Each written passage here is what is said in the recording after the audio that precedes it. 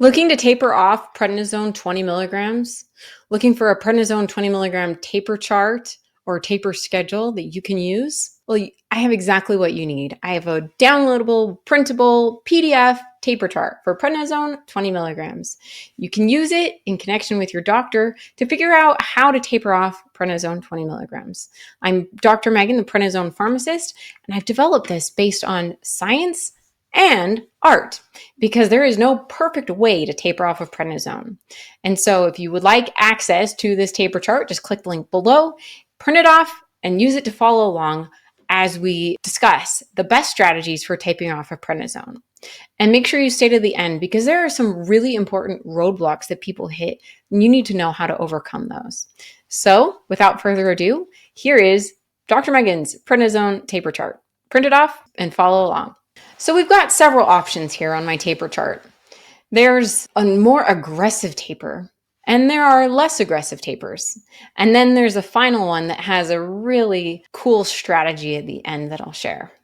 So in general, we need to keep tapers between 10 to 20% milligrams drop at a time. So it's not necessarily the number of milligrams that we drop, it's the percentage of the dose that we're dropping.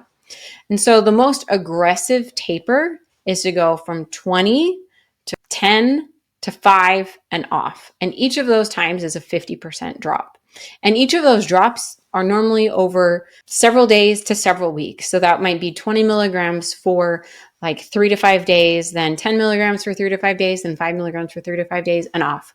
That's often a short-term taper that a doctor might do. But a lot of people can't handle it and need it to be closer to a 10 to 20% drop. And so if that's not right for you, let's move on to the longer term prednisone taper chart. And if you're using my taper chart, just go to whatever milligram that you are at and start there. And then you can work through the taper chart from there.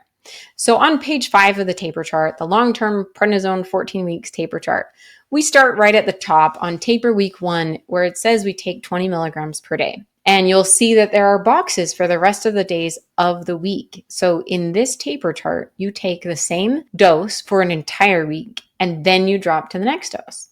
So on taper week 1, we take 20 milligrams on Sunday, Monday, Tuesday, Wednesday, Thursday, Friday, and Saturday. And really important tip is to mark it off. Check that box when you actually took the dose. Because even as a pharmacist, I get confused, I forget, life is busy, and was I on 17.5 or 15? I can't remember the last dose I took. Write it down so you don't have to second guess yourself. You know exactly what dose you're on, okay? So you mark it off. I did 20 milligrams per week. The next week, you take 17.5 milligrams per week. Now you could do this either with a 20 milligram tablet and cutting it really small, or a 10 milligram tablet. And at this point, you could cut it into 4 pieces. And for week 2, you'd take one full 10 milligram tablet, a half of a 10 milligram tablet, and a fourth of a 10 milligram tablet. And that would be one way to get there. It'd be a lot easier, though, if you had access to 5 milligram or 2.5 milligram tablets at this point. So that on week 2, you could, for example, take one 10 milligram, one 5 milligram, and one 2.5 milligram, or a lot of 2.5 milligram tablets, right? Those are ways you can get there. Prednisone also comes in 1 milligram tablets, which are going to come in handy once we get down to week 6. So you're going to drop again the next week on week 3 to 15 milligrams on week 4. You're going to do 12.5 milligrams all week. Week 5, 10 milligrams all week. And then we get to week 6. And this is where you've got to have access to 1 milligram tablets. And so you do 9, 8, 7, 6, 5, 4, 3, 2, 1, each of those for a full week. Mark it off. Congratulations. You can go down to 0. You're done with prednisone. You have graduated from prednisone. And if you're feeling good, you can just stop. But what are some things to look out for that maybe you need to slow down? So if your disease is coming back, for me, if my autoimmune condition started flaring, for people with rheumatoid arthritis, if their joint pain suddenly starts hurting, for people with asthma, if they suddenly can't breathe, whatever you're taking it for, if that's flaring, then you can't do that. You got to go back to the lowest effective dose that was keeping your disease stable, okay? And then the other thing to look out for is prednisone withdrawals. And that's when you just feel awful, if you feel hollow inside. You might even feel like you're getting the flu, but you don't have respiratory symptoms. You don't have a cold or a cough. You just feel that yucky, achy, miserable feeling.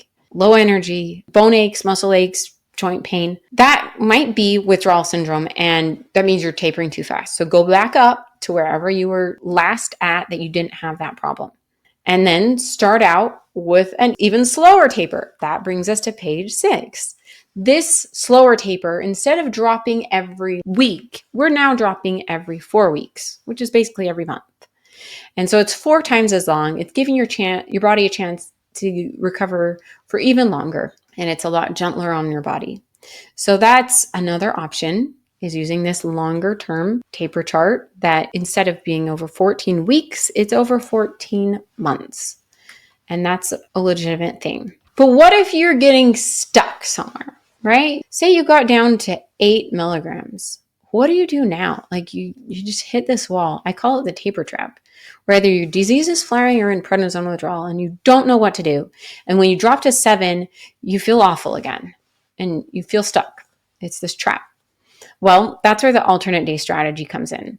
This is based on the FDA approved package insert that comes on the back of the bottle in the pharmacy, where they said maybe to preserve adrenal function, we can do taking a drug on one day and then no drug on the next day, and drug, no drug, drug, no drug. A lot of people struggle with that, and it's just too much up and down roller coaster for them. And so that same strategy, though, we can use. Instead of doing drug, no drug, we do drug, slightly smaller drug, drug, slightly smaller drug. So let me explain.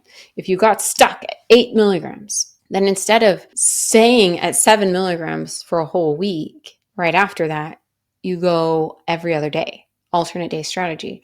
You do 8 milligrams, which we're going to call old drug, and then you have 7 milligrams, which we're going to call new drug. You go 8 milligrams old drug on day 1. Day 2, 7 milligrams, new drug. Day 3, 8 milligrams old drug. Day 4, 7 milligrams, new drug. Day 5, 8 milligrams, old drug. Day 6, 7 milligrams, new drug.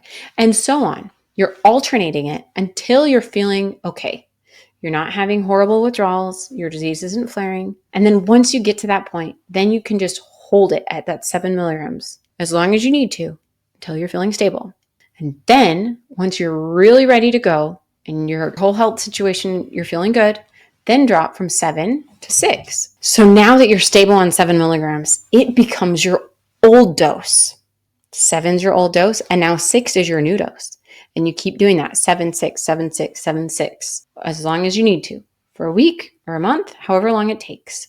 And then 6 milligrams becomes your new dose, and you hold that. And then you go 6, 5, 6, 5, 6, 5. And an even more advanced technique, if that's even too much for you, is you could do every few days. So you could do 8, 8, 7, 8, 8, 7, or 8, 8, 7, 8, 8, 8, 7.